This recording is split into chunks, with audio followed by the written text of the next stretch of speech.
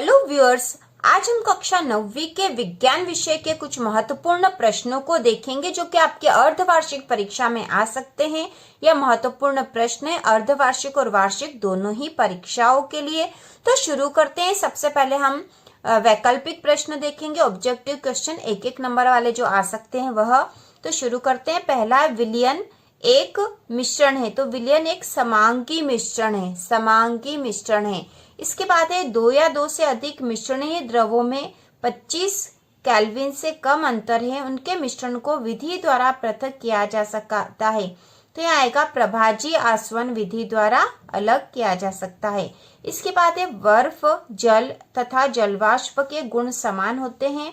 तो यह आएगा रासायनिक गुण समान होते हैं। बर्फ जल तथा जलवाष्प के रासायनिक गुण समान होते हैं। इसके बाद है कोलाइडी विलयन द्वारा प्रकाश की किरणों का फैलना कहलाता है।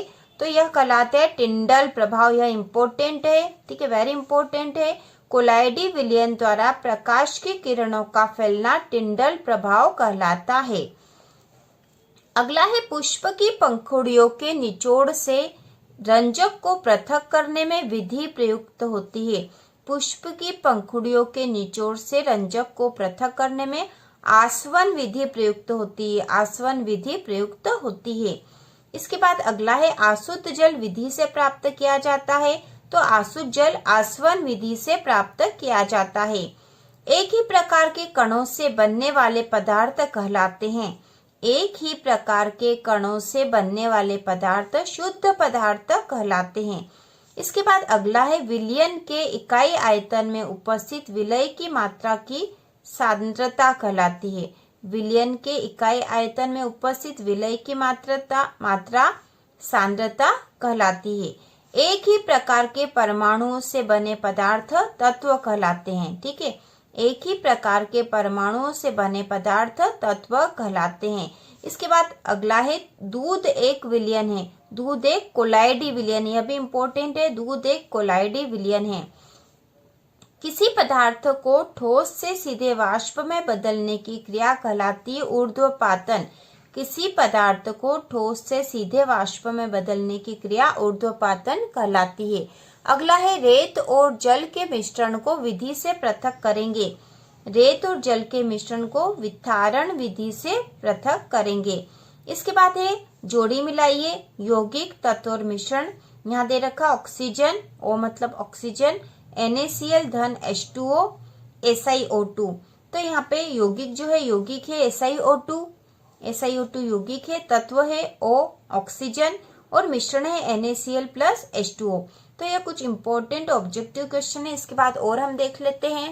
इसके बाद अगले जो इम्पोर्टेंट है, जो ऑब्जेक्टिव क्वेश्चंस में आ सकते हैं, वो प्रश्न हम पहले देख रहे हैं क्योंकि ऑब्जेक्टिव क्वेश्चन बहुत ही महत्वपूर्ण है और अधिक अंक के आने वाले हैं इस बार।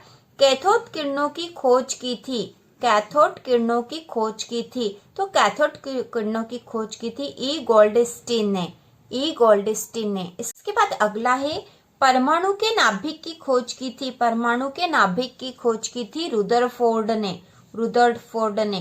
क्लोरीन के समस्थानिकों के सूत्र लिखिए। तो क्लोरीन के दो समस्थानिक है 17 Cl 35 और 17 Cl 37।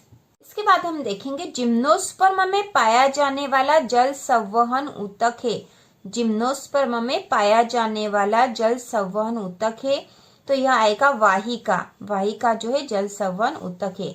इसके बाद अगला है पेरेन्काइमा कोशिका है। पतली भित्ति दीवार, मोटी भित्ति दीवार, लिग्निन युक्त या उपरोक्त में से कोई नहीं। तो इसका उत्तर आएगा पतली भित्ति दीवार। इसके बाद अगला है ऐच्छिक पेशियां पाई जाती है। ऐच्छिक पेशियां पाई जाती है आहार नाल, पाद मतलब यहाँ पैरों में, आंख की आइरिस में या फेफड़ों की ब्रोंकाई में। तो यहाँ आएगा पाद मतलब पैरों में पाई जाती है ऐच्छिक पेशियां। मनुष्य के शरीर में वसा का संचय होता है। मनुष्य के शरीर में वसा का संचय होता है घनाकार एपिथेलियम में, एडिपोस ऊतक, अस्थि या उपास्थि में। तो यहाँ आएगा एडिपोस ऊतक में वसा का संचय होता है। तो ये महत्वपूर्ण ऑब्जेक्टिव क्वेश्चन हम देख रहे हैं आपके विज्ञान विषय के, जो कि अर्धवार्षिक और वार्षिक दोनों ही परीक्षाओं के लिए महत्वपूर्ण है। किस ऊतक में मृत कोशिकाएं पाई जाती है? पेरेन्काइमा, स्क्लेरेनकाइमा, कोलेनकाइमा या एपिथेलियम ऊतक में, तो इसका उत्तर आएगा स्क्लेरेनकाइमा में मृत कोशिकाएं पाई जाती है। इसके बाद रक्त एक तरल संयोजी ऊतक है, वेरी इंपॉर्टेंट है यह। रक्त एक तरल संयोजी ऊतक है। जाइलम फाइबर का कार्य सहारा देना, भोजन निर्माण, अवशोषण या उपरोक्त में से कोई नहीं, तो इसका उत्तर आएगा सहारा देना। जाइलम फाइबर का कार्य है सहारा देना। दो अस्थियां आपस में जुड़ी होती है, तो दो अस्थियां आपस में स्नायु द्वारा जुड़ी होती है। प्रविभाज्य ऊतक पाए जाते हैं पौधों में, प्रविभाज्य ऊतक पाए जाते हैं पौधों में। इसके बाद जो अगला है, तंत्रिका ऊतक का अभाव होता है मस्तिष्क, मेरुरज्जु, टेंडन या तंत्रिका में, तो यहाँ आएगा टेंडन में। इसके बाद अगला है, नारियल का रेशेयुक्त छिलका बना होता है पेरेन्काइमा, स्क्लेरेनकाइमा, कोलेनकाइमा या उपरोक्त में से कोई नहीं, तो इसका उत्तर आएगा स्क्लेरेनकाइमा। तो और रक्त का आधात्री भाग कहलाता है, रक्त का आधात्री भाग कहलाता है, तो वह कहलाता है प्लाज्मा। ठीक है, प्लाज्मा कहलाता है। इसके बाद पत्तियों की एपिडर्मिस में पाए जाने वाले छिद्रों को कहते हैं, तो उन्हें कहते हैं स्टोमेटा, स्टोमेटा कहते हैं। इसके बाद कुछ और महत्वपूर्ण ऑब्जेक्टिव क्वेश्चन हम देख लेंगे।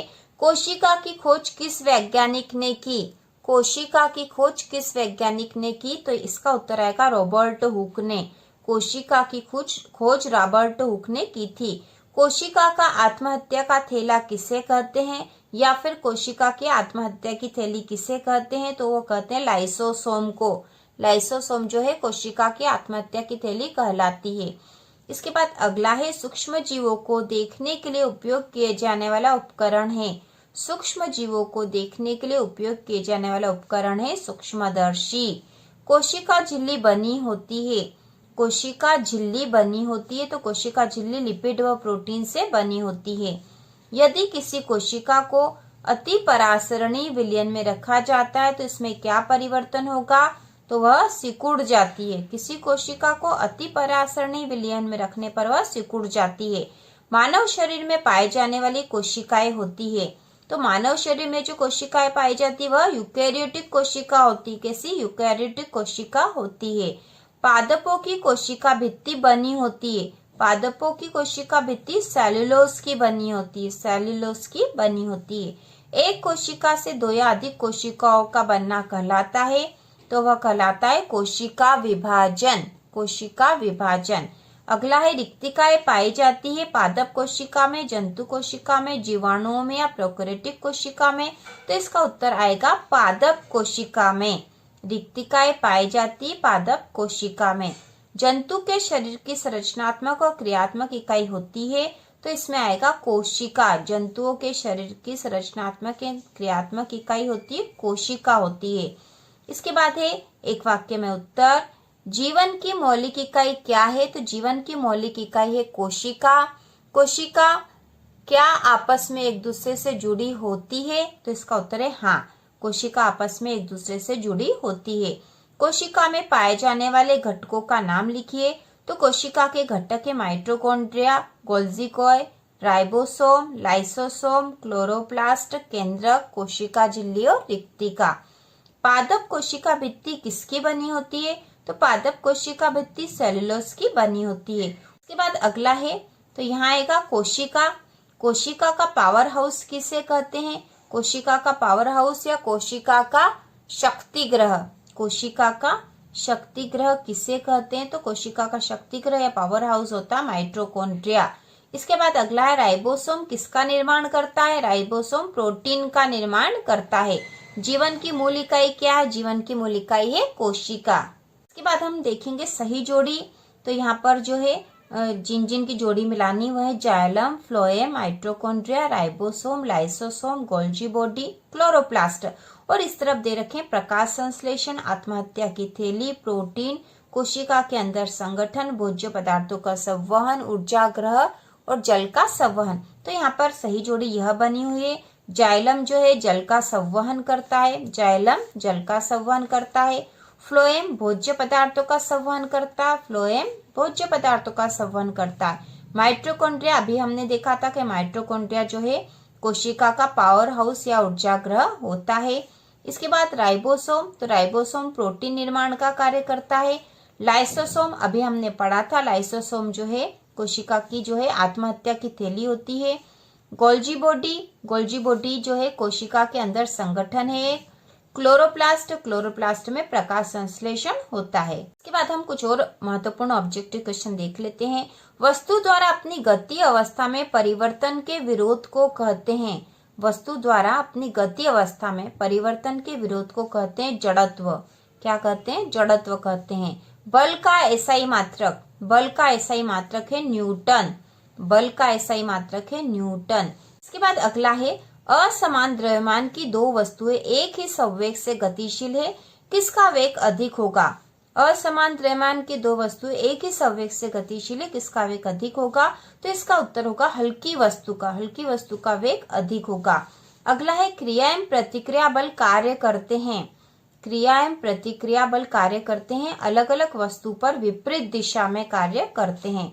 इसके बाद है एम द्रव्यमान की वस्तु जिसका वेग v है, इसका संवेग होगा, तो इसका संवेग होगा mv, m मल्टीप्लाई v। इसके बाद अगला है कार्य का एसआई मात्रक है, तो कार्य का एसआई मात्रक है जूल। शक्ति का एसआई मात्रक है, शक्ति का एसआई मात्रक है वाट। अगला जो ऑब्जेक्टिव इंपॉर्टेंट है वह है कार्य करने की दर को कहते हैं, कार्य करने की दर को कहते हैं शक्ति। m द्रव्यमान की वस्तु v वेग से गतिशील है, इसकी गतिज ऊर्जा होगी, तो इसकी गतिज ऊर्जा होगी 1/2 mv स्क्वायर, 1/2 mv इसका वर्ग। ठीक है। इसके बाद है m द्रव्यमान की वस्तु पृथ्वी सतह से h ऊंचाई पर रखी है, इसमें संचित गुरुत्वीय स्थितिज ऊर्जा होगी, तो इसकी गुरुत्वीय स्थितिज ऊर्जा होगी mgh। किसी बल द्वारा किया गया कार्य हो सकता है धनात्मक, ऋणात्मक, दोनों या कोई नहीं, तो यहाँ आएगा दोनों। तो किसी बल द्वारा किया गया कार्य धनात्मक भी हो सकता है और ऋणात्मक भी हो सकता है। इसके बाद है एक बच्चा किसी भारी वस्तु पर 10 मिनट तक बल लगाकर खिसकाने का प्रयास करता है, लेकिन वस्तु अपने स्थान से हिलती भी नहीं है। इस घटना में बच्चे द्वारा किया गया कार्य होगा, तो 10 मिनट तक बल तो लगा रहा लेकिन वस्तु अपने स्थान से खिसकी नहीं है, तो बच्चे द्वारा किया गया कार्य होगा 0, धनात्मक, ऋणात्मक या इनमें से कोई नहीं, तो इसका उत्तर आएगा 0 कार्य, क्योंकि कार्य कुछ भी नहीं हुआ, भले ही उसने बल तो लगाया था। इसके बाद अगला है 1 यूनिट विद्युत ऊर्जा का अर्थ है, 1 यूनिट विद्युत ऊर्जा का अर्थ है, तो इसका उत्तर होगा 1 किलोवाट आवर। इसके बाद अगला है दो बच्चे जिनका भार समान है अलग अलग रस्सों पर चढ़ना प्रारंभ करते हैं।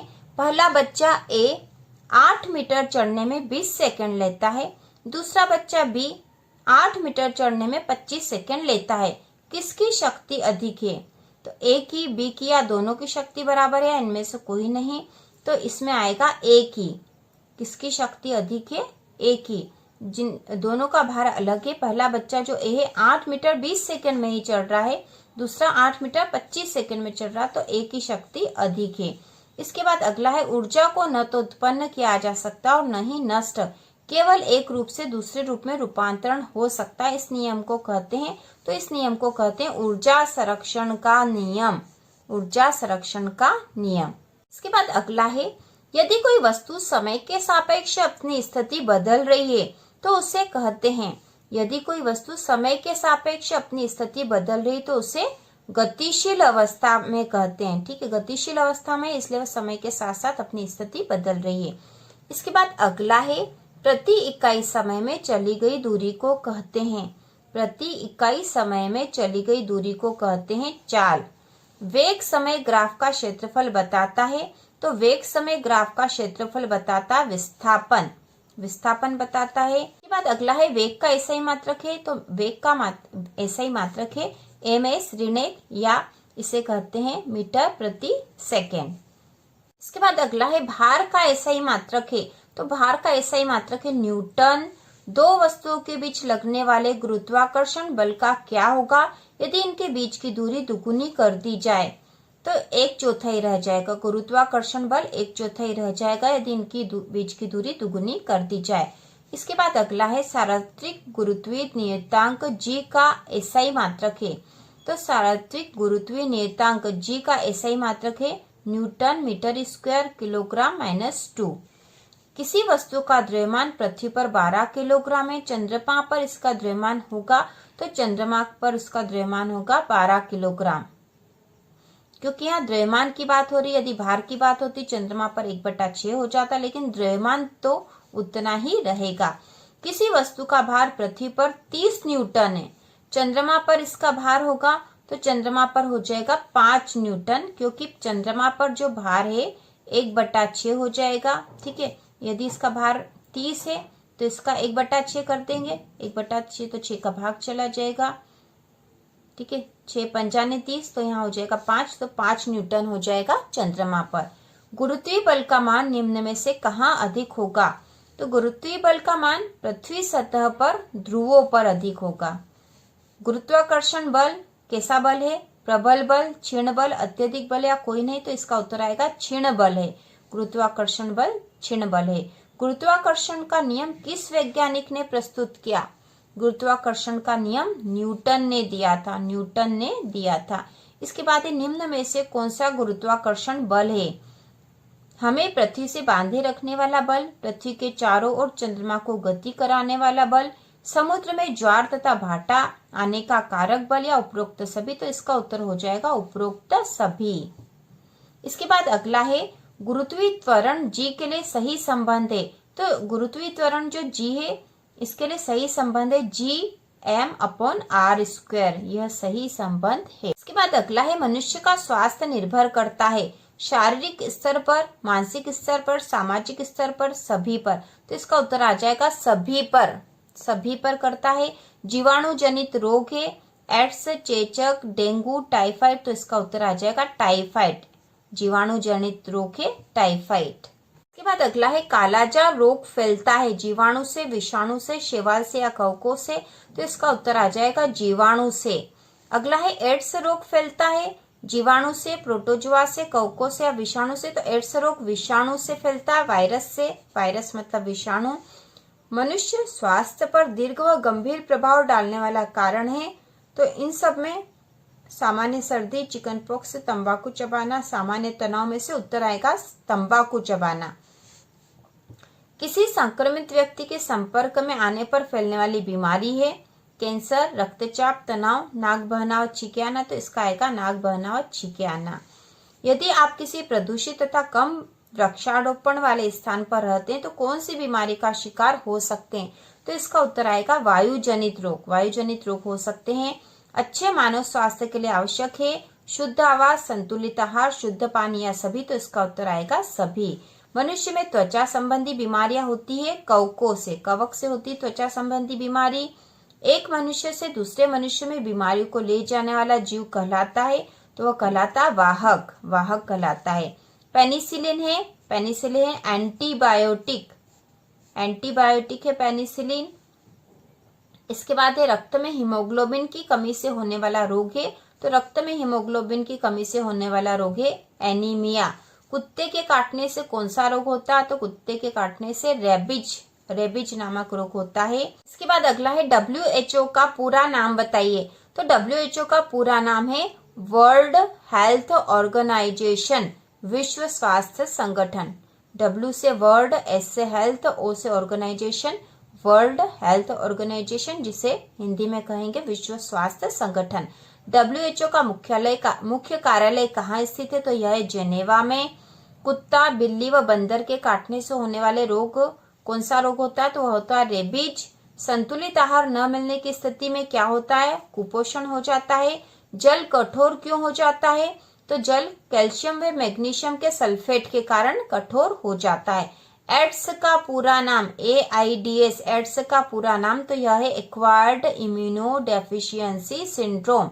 एड्स का पूरा नाम है acquired immuno deficiency syndrome. Vitamin A की कमी से कौन सा रोग होता है? तो विटामिन ए की कमी से हो जाता है रतौंधी। मसूड़ों में सूजन दर्द किस विटामिन की कमी से होता है? तो विटामिन सी की कमी से होता है। डेंगू नामक रोग किस मच्छर के काटने से होता है? तो एडिज मच्छर के काटने से हो जाता है। इसके बाद अगला है सही जोड़ी बनाइए। Scurvy, rickets, beri beri, AIDS, TB और खंड ब में यहाँ है विटामिन डी की कमी, विटामिन B1 की कमी, विटामिन C की कमी, बैक्टीरिया, HIV वायरस। तो सही जोड़ी होगी स्कर्वी, विटामिन C की कमी से होता है। रिकेट्स, स्कर्वी जो एक रोग का नाम है जो कि विटामिन C की कमी से होता है। रिकेट्स भी एक बीमारी है, विटामिन D की कमी से होती है। रिकेट्स, विटामिन D की कमी। बेरी बीमारी जो है विटामिन B1 की कमी से होती है। एड्स जो बीमारी जो है वह HIV वायरस से होती है। टीबी बैक्टीरिया से होती है। तो इस प्रकार महत्वपूर्ण ऑब्जेक्टिव क्वेश्चन थे, एक एक नंबर वाले। इसके बाद हम प्रश्नोत्तर, महत्वपूर्ण जो प्रश्नोत्तर उसका वीडियो बनाने वाले हैं। तो यह विज्ञान का पार्ट 1 है। इसके बाद पार्ट 2 में इम्पोर्टेंट क्वेश्चन आंसर है, तो उसको देख के आप आसानी से अपनी परीक्षा की तैयारी कर सकते हो। तो इसी प्रकार के और वीडियो देखने के लिए चैनल को सब्सक्राइब कीजिए।